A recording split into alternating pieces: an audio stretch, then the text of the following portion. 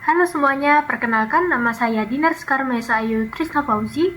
Saya berasal dari Universitas Erlangga, tepatnya pada jurusan Teknologi Sains Data. Dan pada video kali ini saya akan membahas review dari chapter 6 mengenai ethics dari buku Bit by Bit Social Research in the Digital Age. Dalam video ini saya akan membahas mulai dari pemahaman saya mengenai etika dalam penelitian ilmu sosial dan relevansinya dengan kondisi Indonesia saat ini. Kemudian apa yang bisa dilakukan di masa depan terkait etika dan hukum penelitian digital. Kemudian yang terakhir adalah ide awal penelitian yang ingin saya lakukan selama kuliah. Kita mulai saja dari pembukaannya. Di sini dijelaskan bahwa di era digital sekarang, hampir semua aktivitas manusia menghasilkan data, mulai dari penggunaan kita di media sosial, kemudian mencari informasi di internet, memakai aplikasi transportasi online, atau bahkan berbelanja di marketplace. Sebenarnya kita sedang meninggalkan jejak digital, di mana jejak digital tersebut menjadi sumber data yang berharga untuk penelitian sosial. Nah, peneliti sekarang bisa mempelajari ilmu perilaku manusia dalam skala besar dengan lebih cepat dibandingkan sebelumnya. Nah, tapi dalam perkembangan teknologi ini juga menimbulkan pertanyaan yang penting tentang apakah semua data tersebut boleh digunakan, kemudian bagaimana dengan privasi pengguna, lalu juga apakah peneliti boleh melakukan eksperimen tanpa izin partisipan. Karena itulah etika menjadi sangat penting dalam penelitian sosial di era digital. Nah, menurut chapter ini, ethics atau etika penelitian adalah pedoman penelitian yang dilakukan secara bertanggung jawab. Pedoman agar penelitian itu secara bertanggung jawab dan tidak merugikan manusia yang menjadi objek penelitiannya. Nah, penulis menjelaskan bahwa di era digital, peneliti memiliki kekuatan yang jauh lebih besar dibandingkan sebelumnya, di mana peneliti bisa mengumpulkan data jutaan orang, mengamati perilaku online, bahkan melakukan eksperimen melalui platform digital. Nah, tetapi aturan dan hukum seringkali belum mampu mengikuti perkembangan teknologi tersebut. Nah, di sini di chapter ini dijelaskan beberapa contoh diantaranya. Yang pertama adalah emotional contagion Facebook, di mana kasus pertama ini adalah eksperimen Facebook yang disebut emotional contagion. Dalam penelitian ini, Facebook memanipulasi konten di beranda sekitar 700.000 pengguna untuk melihat apakah emosi seseorang bisa dipengaruhi oleh postingan orang lain.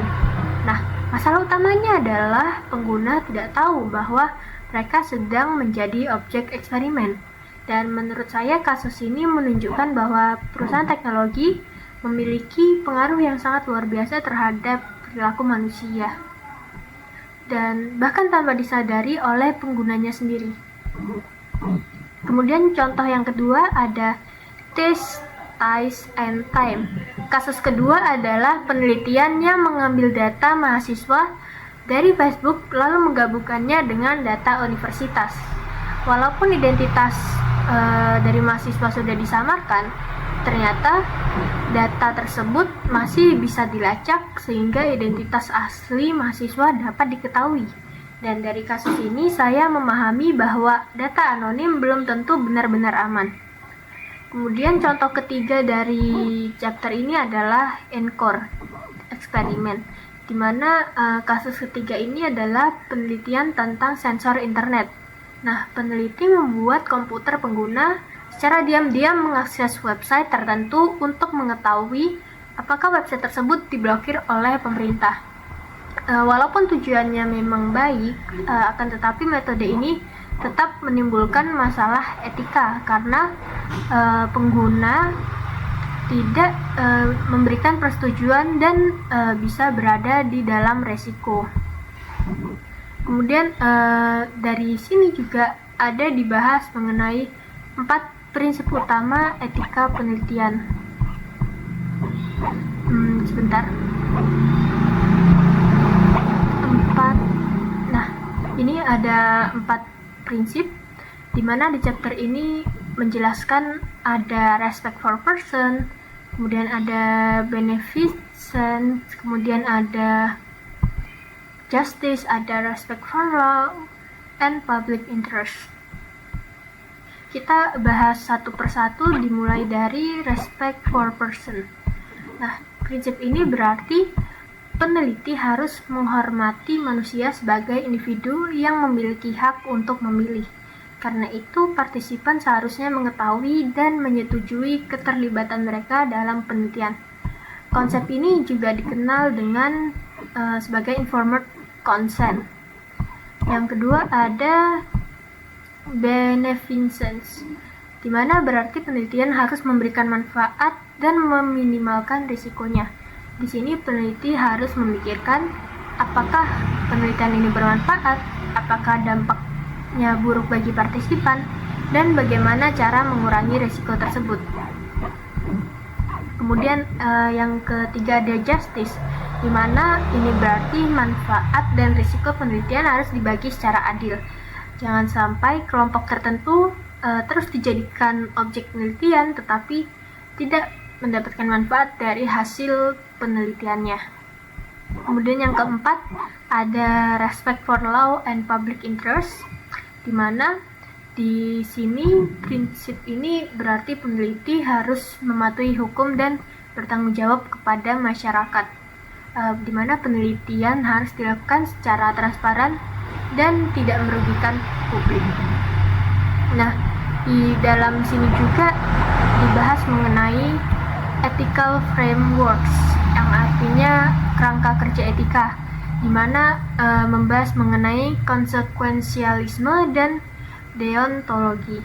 Nah, di sini ia menjelaskan kalau sebagian besar perdebatan etika berakar dari perbedaan antara dua kerangka kerja filosofis, di mana konsekuensialisme itu berfokus kepada tindakan yang membawa hasil terbaik bagi dunia, dengan prinsip kemurahan hati sangat berakar pada pemikiran yang ini. Sedangkan deontologi itu berfokus pada kewajiban etis yang bersifat mandiri, terlepas dari konsekuensinya, yang berfokus pada sarana atau means, di mana prinsipnya itu menghormati orang dalam prinsip pemikiran deontologis ini. Kemudian di dalam buku ini juga dibahas mengenai area kesulitan utama di era digital. Di sini penulis itu mengidentifikasi 4 area yang sangat menantang bagi peneliti sosial saat ini. Yang pertama ada informed consent atau persetujuan atas dasar informasi. Meskipun ada keinginan untuk mengatakan persetujuan adalah persetujuan untuk segalanya, ia berpendapat bahwa aturan yang lebih kompleks adalah beberapa bentuk persetujuan untuk sebagian besar penelitian. Kemudian di sini juga dibahas mengenai memahami dan mengelola risiko informasional, di mana risiko informasional itu adalah potensi bahaya dari pengungkapan informasi pribadi yang bisa berdampak secara ekonomi, sosial, psikologis, atau bahkan kriminal, di mana peneliti harus mengasumsikan bahwa semua data berpotensi dapat diidentifikasikan dan sensitif. Kemudian ada juga mengenai privasi. Nah, privacy ini bukan sekedar dikotomi public atau private, melainkan tentang integritas kontekstual, di mana privasi adalah hak atas aliran informasi personal yang tepat dan sesuai norma-norma kontekstual. Nah, kemudian ada juga making decision atau pengambilan keputusan dalam menghadapi ketidakpastian. Nah, ketidakpastian itu tidak boleh menyebabkan kelumpuhan tindakan, dan peneliti itu harus dapat menggunakan standar risiko minimal, melakukan analisis kekuatan untuk memastikan ukuran sampel tidak terlalu besar, dan menggunakan survei respon etis, dan juga melakukan uji coba bertahap atau stage trial. Nah, di chapter ini juga dibahas mengenai practical tips, yaitu 3 saran praktis. Yang pertama ada IRB adalah lantai bukan atap. Nah, yang di sini artinya mengikuti aturan IRB itu adalah kewajiban minimum. Namun tanggung jawab etika akhir tetap ada pada peneliti. Nah, yang kedua adalah tempatkan diri Anda di posisi orang lain, di mana Anda harus mencoba membayangkan bagaimana peserta, pemangku kepentingan, atau bahkan jurnalis akan bereaksi terhadap penelitian Anda. Kemudian, anggaplah etika penelitian sebagai sesuatu yang kontinu, bukan diskret, di mana etika itu bukan sekadar etis atau tidak etis, melainkan tentang terus-menerus berusaha memperbaiki keseimbangan etika dalam pekerjaan kita. Nah, berdasarkan apa yang sudah kita bahas tadi, relevansinya dengan kondisi di Indonesia sekarang itu adalah bagaimana Indonesia memiliki jumlah pengguna internet dan media sosial yang sangat besar, yang mana masyarakat aktif menggunakan mulai dari TikTok, Instagram, Facebook, dan marketplace, dan juga berbagai aplikasi digital lainnya, di mana semua aktivitas tersebut menghasilkan data dalam jumlah besar. Nah, tetapi kesadaran masyarakat mengenai privasi digital masih sangat rendah, di mana masih banyak orang yang membagikan data pribadi secara sembarangan, kemudian tidak membaca syarat penggunaan aplikasi, dan kemudian tidak memahami bagaimana data mereka digunakan. Kemudian ada relevansinya dengan kasus kebocoran data di Indonesia, di mana Indonesia juga beberapa kali mengalami kebocoran data, di mana salah satunya ada kebocoran data BPJS, kemudian data pelanggan e-commerce, dan juga data dari berbagai instansi. Nah, kasus-kasus ini menunjukkan bahwa perlindungan data masih menjadi tantangan besar, di mana penelitian berbasis media sosial juga semakin berkembang di Indonesia. Banyak penelitian yang menggunakan data komentar, postingan, atau aktivitas online masyarakat. Nah, tetapi tidak semua penelitian itu memiliki standar etika yang jelas. Terkadang datanya itu dianggap aman hanya karena bersifat publik, padahal pengguna belum tentu setuju datanya dijadikan bahan penelitian. Nah, apa yang bisa kita lakukan di masa depan? Menurut saya sendiri ada beberapa hal yang penting dilakukan di masa depan. Yang pertama tentunya meningkatkan literasi digital. Nah, masyarakat itu perlu memahami tentang pentingnya privasi digital, kemudian risiko penyebaran data, dan cara melindungi informasi pribadi. Nah, literasi digital juga sangat penting karena teknologi sekarang sudah menjadi bagian dari kehidupan sehari-hari. Nah, yang kedua adalah kita harus memperkuat perlindungan data, di mana pemerintah itu perlu memperkuat penerapan aturan perlindungan data pribadi, di mana perusahaan dan instansi harus bertanggung jawab menjaga keamanan data pengguna.